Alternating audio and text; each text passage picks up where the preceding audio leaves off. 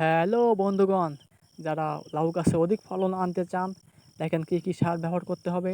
5 KG পরিমাণ সরিষার খোল, 200 গ্রাম থিয়েপিট, 200 গ্রাম ইউরিয়া, 200 গ্রাম ঢ্যাপ, 200 গ্রাম ফসফেট একত্রিত করে 7 দিনের জন্য 50 লিটার পানি দিয়ে এই ড্রামে রেখে দিতে হবে।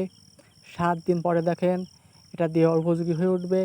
তারপরে একটা লাঠি দিয়ে ভালো করে নাড়িয়ে আপনি 1 লিটার সাথে 5 লিটার পানি মিক্সার করতে হবে মিনিমাম। যদি এটা 5 লিটার পানি মিক্সার না করেন, ডাইরেক্ট দেন, তো গাছটি মারা যেতে পারে। তো 1 লিটার সাথে 5 লিটার পানি মিক্সার করে প্রতিটা গাছে 2 লিটার পরিমাণে দিতে হবে। দেওয়ার পরে ঢেকে দিতে হবে, এভাবে দিতে হবে।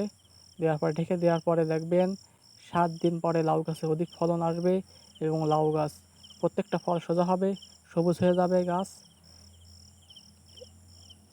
এবং ফলন একেবারে বাম্পার ফলন।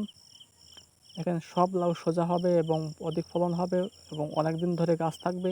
তো আপনারা ডাইরেক্ট সরিষার খোল দেবেন না, ওর সাথে পানি মিক্সার করে নেবেন।